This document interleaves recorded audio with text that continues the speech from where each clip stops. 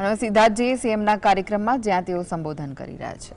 Secretary Shri Sushil Kumar Awasthi, one અને પર્યાવરણ વિભાગના અગ્ર સચિવ શ્રી સંજીવ કુમાર, ઉપસ્થિત સર્વે મહાનુભાવો, આમંત્રિત સર્વે મહાનુભાવો, પ્રેસ મીડિયાના મિત્રો, સૌને મારા નમસ્કાર. દેશ અને દુનિયાભરના સિંહ પ્રેમીઓ અને પ્રાકૃતિક પ્રેમીઓને વિશ્વ સિંહ દિવસની ખૂબ ખૂબ શુભેચ્છાઓ પાઠવું છું. જય દ્વારકાધીશ. આમ શાંત શાંત ના થઈ જાઓ. હવે તો અહીંયા આ વિસ્તાર હવે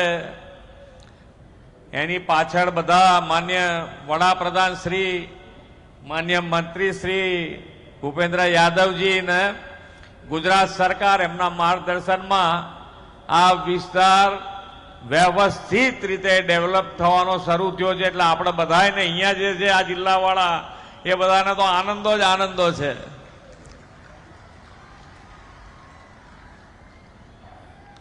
આપણી સંસ્કૃતિમાં સિંહનું આગવું સ્થાન છે.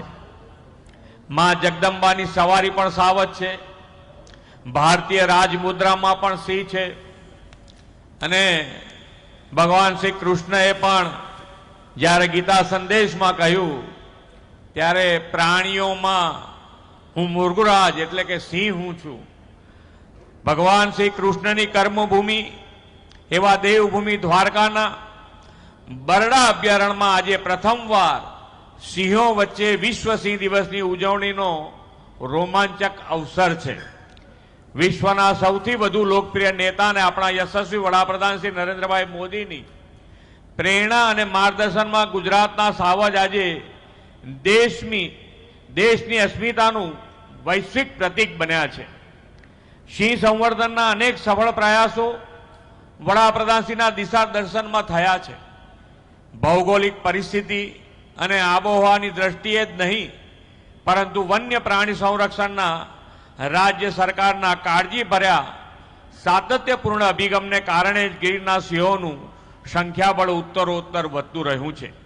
ગુજરાત સિંહ પ્રેમી પર્યટકો માટે સૌથી વધુ મનગમતું પર્યટનનું સ્થળ છે. વડાપ્રધાન શ્રી નરેન્દ્રભાઈ મોદી હંમેશા પ્રાકૃતિક, પર્યાવરણ અને પ્રાણીઓના સંરક્ષણને આપણી જવાબદારી ગણાવી છે. વડાપ્રધાન શ્રી તરીકે તેમણે દેશના નાગરિકોની સેવાની સાથે વન્ય જીવોના સંરક્ષણને પણ પ્રાધાન્ય આપ્યું છે. વિદેશથી ચિત્તા લાવીને દેશમાં વસાવાના હોય, એશિયાઈ સિંહો માટે 2020માં શરૂ થયેલ પ્રોજેક્ટ લાયન હોય કે પછી વાઘના સંરક્ષણની વાત હોય, દેશમાં વન્ય જીવોની માવજતને વડાપ્રધાનશ્રીના દિશા દર્શનમાં અગ્રિમતા અપાઈ છે. તેના પરિણામે સિંહોની સંખ્યા જે ગુજરાતમાં 664 હતી તે આજે વધીને 891 થઈ છે. સિંહોની વધતી વસ્તી આપણા માટે ગૌરવની વાત છે.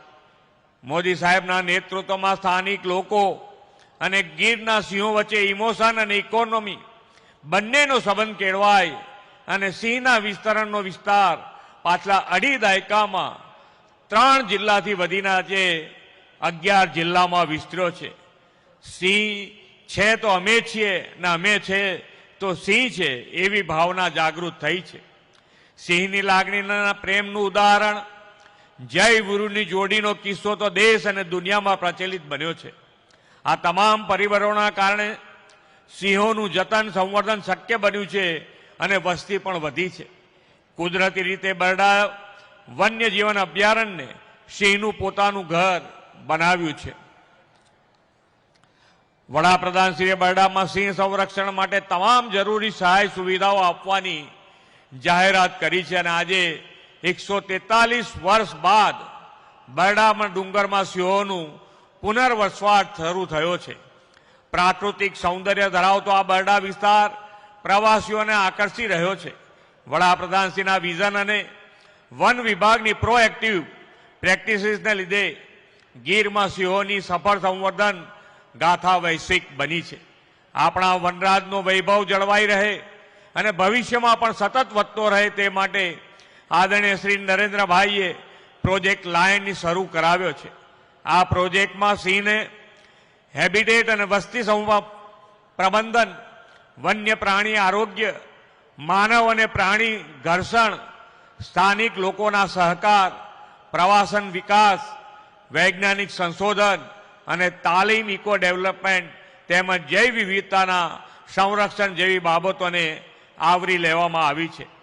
વડાપ્રધાનશ્રીએ તાજેતરમાં નેશનલ બોર્ડ ફોર વાઇલ્ડ લાઇફની મીટિંગમાં પણ ગીરના યોજીને વાઇલ્ડ લાઇફ કન્ઝર્વેશન માટે નવી દિશા આપી છે. તાજેતરમાં લાયન 2047 વિઝન ફોર અમૃતકાળ શીર્ષક સાથે પ્રોજેક્ટ લાયન દસ્તાવેજ પણ જાહેર કરવામાં આવ્યો છે. વધતી જતી સિંહ વસ્તીના સુચારુ સંચાલનમાં અને સિંહોના રહેઠાણને સુરક્ષિત અને પુનઃસ્થાપિત કરવામાં, રોજગારી સર્જન અને સ્થાનિક સમુદાયની ભાગીદારીમાં વધારો કરવામાં આ પ્રોજેક્ટ લાયન 2047 મહત્વની ભૂમિકા ભજવશે.